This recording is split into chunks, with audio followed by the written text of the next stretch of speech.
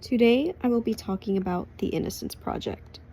The Innocence Project is a nonprofit organization that works to exonerate those in prison for crimes that they did not commit.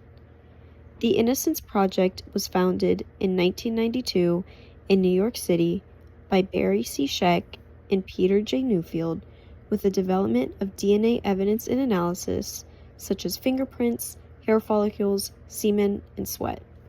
Before the Innocence Project, it was extremely difficult for prisoners, especially those on death row, which the Innocence Project specializes in, to get an appeal, go through the entire process, and be found innocent and exonerated.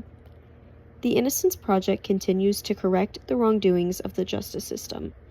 Due to the immense number of cases that are seen in the court system yearly, it is possible that evidence or other information that could prove a suspect innocent can slip through the cracks, therefore wrongfully finding them guilty. While the Innocence Project originated in New York City, they do work throughout the entire nation. Many people are unaware of the gravity of the work that is done by the Innocence Project. As mentioned previously, most of the people who the Innocence Project has freed were death row inmates, many of whom served over a decade on death row before being found innocent. For those of you who are unaware, being sentenced to death is the most severe punishment in the correction system within the United States. First-degree murder is typically the main crime that is punishable by death, but severe cases of rape, treason, and kidnapping are also eligible for the death penalty. 31 states still enact the death penalty, with the majority of them utilizing lethal injection, yet some states still carry out death by electrocution, a firing squad, or a gas chamber. Fun, or not so fun, fact: Florida has the highest rate of execution in the United States. The reason organizations like the Innocence Project are so necessary is because of likely malpractice within the justice system.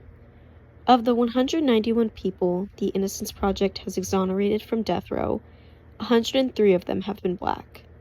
Judicial and prosecutorial malpractice is common amongst cases involving minorities, and this is something that the Innocence Project works tirelessly at reversing. The Innocence Project works with policymakers and partner organizations to spearhead local, state, and federal revisions to enforce a more equitable justice system. For example, in 2017, they helped pass a bill in Florida that provides a wrongfully convicted individual with a minimum of $50,000 annually. Therefore, not only does the Innocence Project free innocent inmates, but it also provides them with assistance post-exoneration.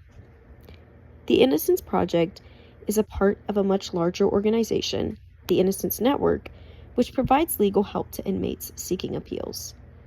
If you or anyone you know would be interested in helping the Innocence Project with their mission, they graciously accept donations, either singular or monthly.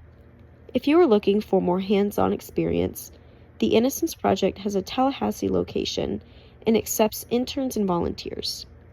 Even if you do not wish to have a future in law or criminal justice, I believe the issue of innocent inmates serving a sentence for a crime that they did not commit should be cared about by all. Not only is it important for those who have been wrongfully convicted to be freed, but it is also vital for the true perpetrator to be found and served justice.